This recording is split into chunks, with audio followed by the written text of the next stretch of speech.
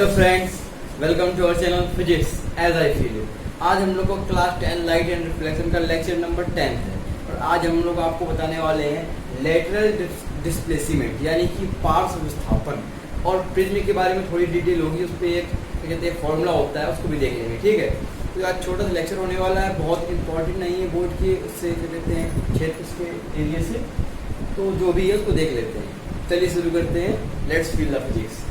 आज हम लोग पहले हम लोग पढ़ेंगे पार्श्व विस्थापन क्या होता है। ठीक है, तो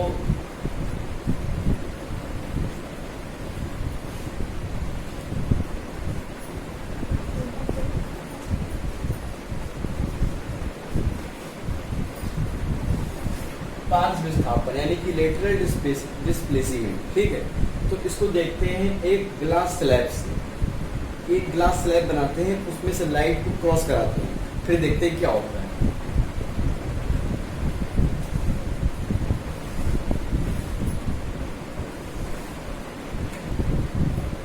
ये मैंने एक स्लैब ले लिया। ठीक है, ये एक स्लैब। ठीक है, इसका जो अपवर्तनांक है उसको मैं मान लेता हूँ n म्यू भी मान सकते हैं आप। ठीक है, तो अब हम क्या करते हैं, एक रेल आते हैं यहाँ से।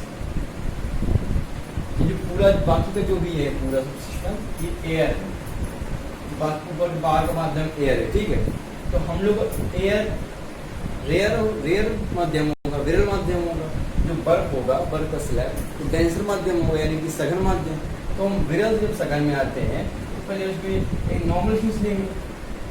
क्या होता है, अभिलंब की ओर झुक जाते हैं। समझ रहे हैं, जब रेयर से यानी कि विरल से सघन माध्यम में प्रेस करती है कोई प्रकाश की किरण, तो नॉर्मल की ओर उसको जाना क्या चाहिए था, इस प्रकार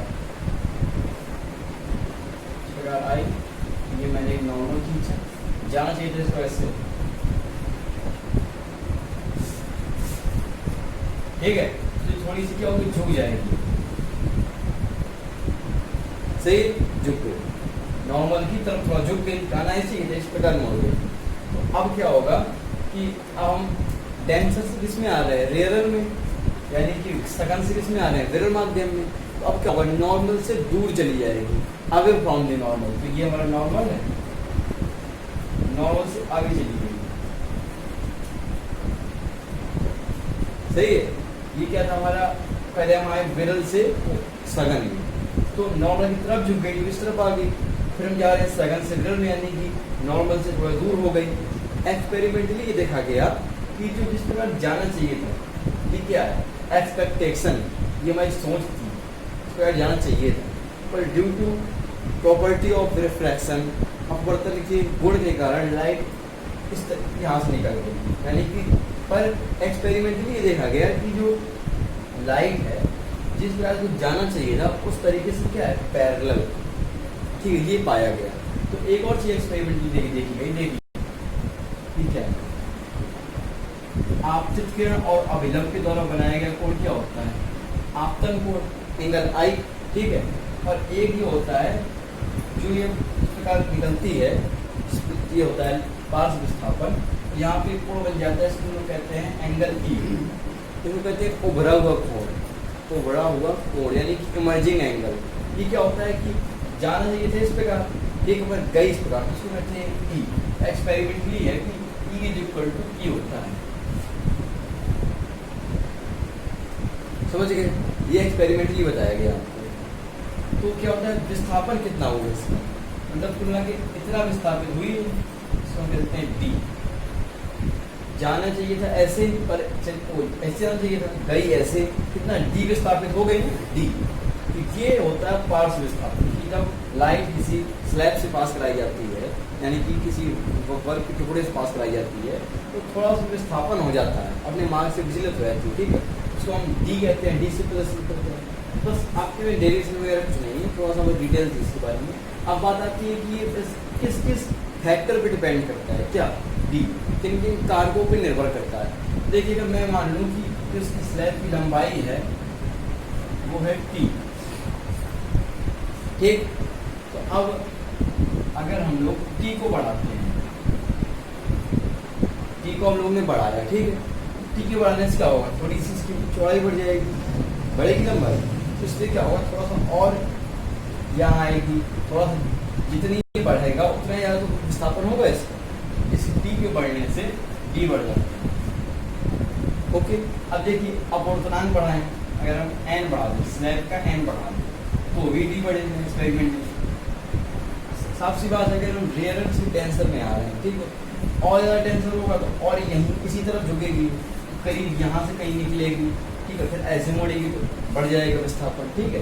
इसी कारण एन बढ़ाने से डी भी बढ़ जाता है, तो ये चीज़ हो गई। और दूसरी चीज़ आई इक्वल टू ई, आपतन कोण किसके बराबर है, उभरे हुए कोण यानी कि इमर्जिंग एंगल की डायरेक्टली प्रोपोर्शनल है।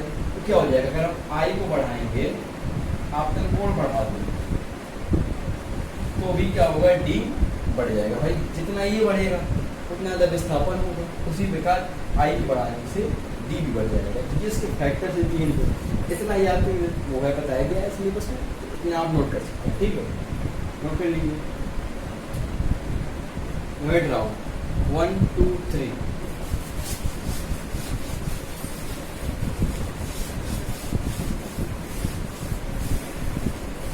ये पार्श्व विस्थापन हो गया, ठीक है। तो अब हम लोग पढ़ते हैं प्रिज्म में क्या होता है।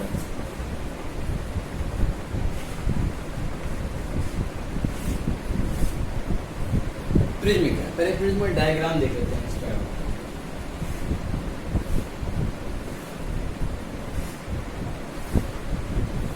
और ठीक आने के लिए 3D बना लेते हैं।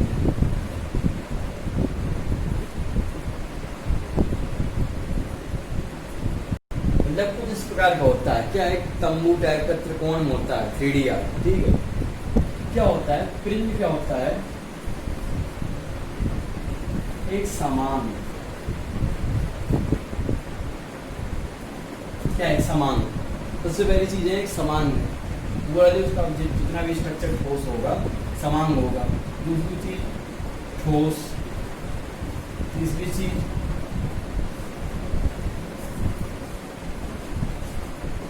अपवर्तनी, एक और चीज इसका होता है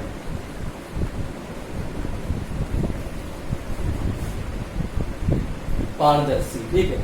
तो ये किस प्रकार से है, ये किन्हीं दो तलों से घिरा हुआ एक पारदर्शी समान अपवर्तनी ठोस क्या है प्रिज्म। मतलब एक कोई कुल मिला के एक ठोस सी चीज है जो दो पृष्ठों से क्या है बाउंडेड यानी कि घिरा हुआ है, ठीक है। और पारदर्शी है, देख सकते हैं, समान यानी कि एक ही अपवर्तनांक होगा पूरे का, एक ही माध्यम है पूरा, ठीक है। और क्या कहते हैं ठोस है, अपवर्तन होगा, ठीक है। ये सब क्वालिटी क्या है प्रिज्म। एक और चीज होती है प्रिज्म में क्या होता है, तो इसके इस प्रकार जो प्लेन होते हैं, जो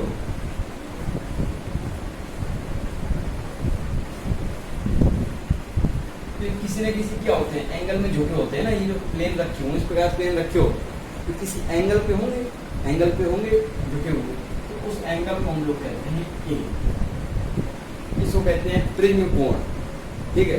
जो तल होते हैं, तल जिन तलों से घिरा हुआ होता है प्रिज्म, उन एंगल जो झुके हैं उनका झुकाव का कोण कहते हैं ए, यानी कि प्रिज्म कोण, ठीक है। तो बस इतनी चीज होती है। अब थोड़ा सा इसकी डायग्राम करते हैं, रे डायग्राम, ठीक है।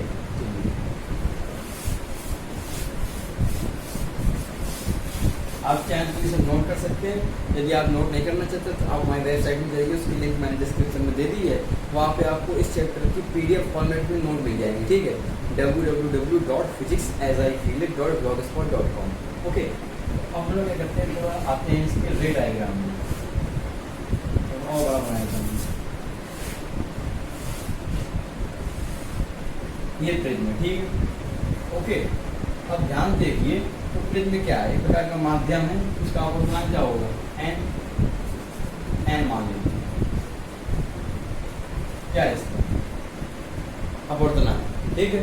अब ये आप ध्यान देखिए, मैं मान लेता हूँ कि सब जो है यहाँ पे वो है एयर, ठीक। अब लाइट मैंने एक इंसिडेंट कराई इसको,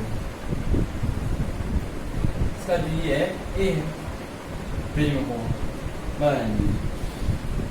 लाइट इंसिडेंट हुई, एयर क्या है विरल माध्यम, एन क्या है सघन माध्यम, विरल से सघन में जा रही है, यानी क्या होगा नॉर्मल की तरफ झुक जाएगी, इस प्रकार नॉर्मल बन जाएगा। जाना ही चाहिए था, थोड़ा सा मैं इसको ऐसे बना देता हूँ, या जिस प्रकार बनाइए कोई दिक्कत नहीं। प्लेन के परपेंडिकुलर होता है नॉर्मल, तो बता चुका हूँ मैं आपको पहले लेक्चर में। जाने किस पर चाहिए इस प्रकार बनाने को वैसे बना सकते हैं जिस प्रकार एनसीईआरटी में दिया उस प्रकार बना के देना, ठीक है। तो ये हो गया। पर ये गैप नॉर्मल की तरफ झुक जाएगी, नॉर्मल की तरफ झुकी ऐसे निकल गई, ठीक। जैसे कि लेटरल डिस्प्लेसमेंट में उधर पहले देखा हमने पार्श्व विस्थापन में, विरल सघन में गई, नॉर्मल की तरफ झुक गई। अब क्या है, सघन से किस में जा रही है, विरल में। तो हमने ये बनाया प्लेन के परपेंडिकुलर नॉर्मल। अब क्या होगा, नॉर्मल से दूर चली जाएगी, जहाँ चाहिए था इसको इस प्रकार, ठीक है। जाना चाहिए था ना, तो नॉर्मल से दूर चली जाएगी, इस प्रकार निकल जाएगी। जाना सीधे ये था, इस प्रकार हो गई, ठीक है। अब ये जो एंगल होता है ये होता है एंगल ई, जो क्या है इमर्जिंग एंगल, समझ रहे हैं आप, इमर्जिंग एंगल है, ठीक है। तो अब इसमें ये बताने वाली चीज़ है कि रे को जाना कैसे चाहिए था, यहाँ कोई दिक्कत नहीं, कई कैसे इस प्रकार निकल गई। तो जो विचलन हुआ, कितना विचलित हुआ मार्ग से, विचलन निकालना है हमको। तो अगर हम इसको थोड़ा सा पीछे करके मिला लें इसको इस प्रकार, तो ये जो एंगल है ये डेल्टा, इसको हम कहते हैं विचलन कोण, प्रिज्म का विचलन कोण। यानी कि जहाँ इस प्रकार रही थी रे निकल जाती इस प्रकार सीधे, क्योंकि हमने माध्यम रख दिया है, प्रिज्म रख दिया, तो थोड़ा सा विचलित हो गई। कितना एंगल विचलित हुई, इसको कहते हैं डेल्टा, यानी कि विचलन कोण, डेविएशन एंगल। ये आपके सिलेबस में, ठीक है।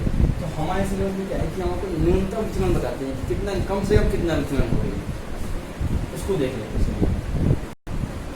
इसको आप रे डायग्राम को नोट कर सकते हैं चाहे तो आप इसको ज़्यादा इम्पोर्टेंट नहीं है, सीधा आपको हम इसको वो दिखाते हैं फॉर्मूला, ठीक है। तो मैं मिट देता हूँ, ठीक है। अब देखिए इसका फॉर्मूला क्या है। फॉर्मूला ये होता है n is equal to sine A plus delta n by 2 by sine A by 2, ये फॉर्मूला। जहाँ n क्या है, प्रिज्म का मैग्नीट्यूड। आप इसको नोट कर लीजिए, मैं इसकी अलग अलग करने की मीनिंग कर देता हूँ, ठीक। तो यहाँ देख लेते हैं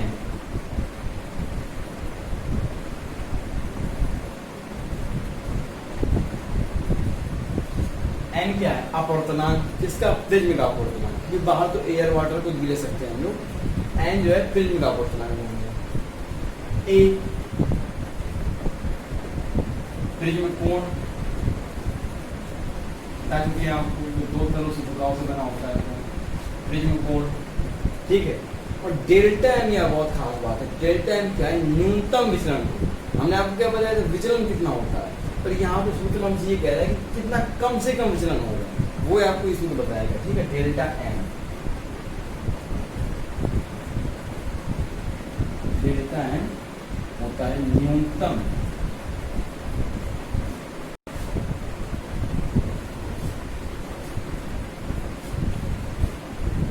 विचलन कोण, ठीक है।